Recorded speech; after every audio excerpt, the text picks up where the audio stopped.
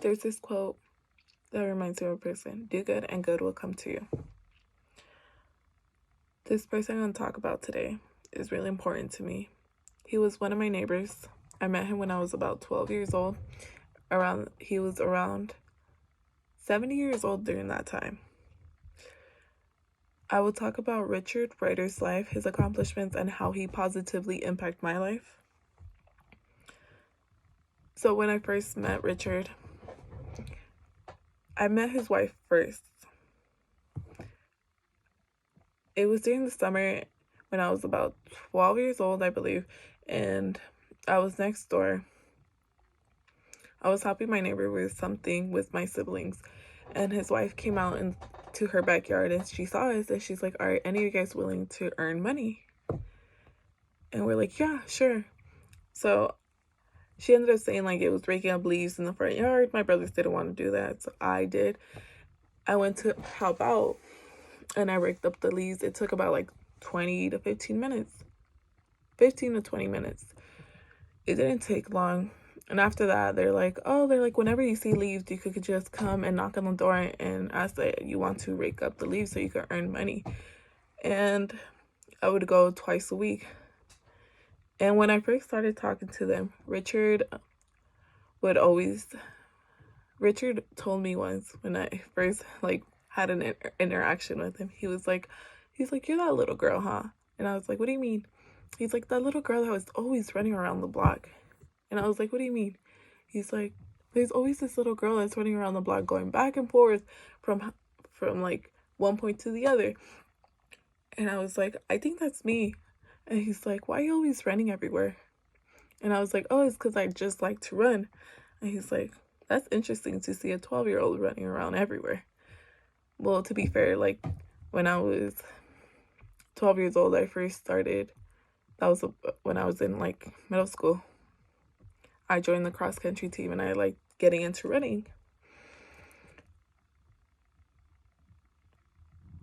And that was like one of the first conversations we had. He would tell me a lot of stories about him growing up in Riverside and how it's different compared to what it is now. He would tell me he was part of the U.S. Army, how he enlisted when he got out of high school. Oh, and about his stories as being a lifeguard too. They're really interesting stories to hear about. Some of the accomplishments that he had an impact on my life would be going school-wise. He would always tell me, don't settle for less. If you think you could do it, go for it. He was one of the few people that understood like what being first generation college student was, because he would talk to me. Because he never actually went. Well, after high school, he joined the army, and then from the army he worked at a milk factory. So he didn't really have education wise. So he would tell me how the important thing of life is getting education, getting a career, and be able to afford what you want.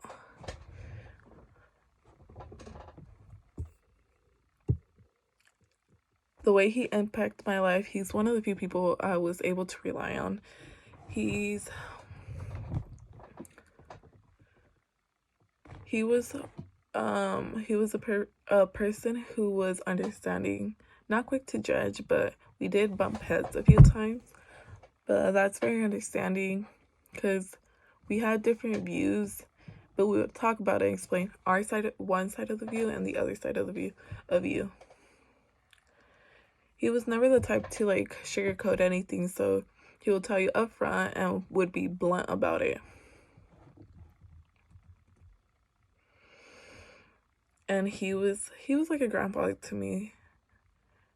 I grew up not having I do have grandparents, but they weren't always around, so he was one of the few people I would visit when I was about the age of 12 to 18. Once I was 18,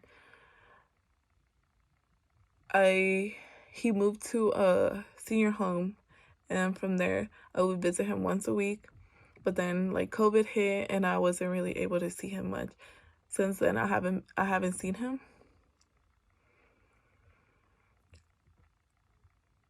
In conclusion,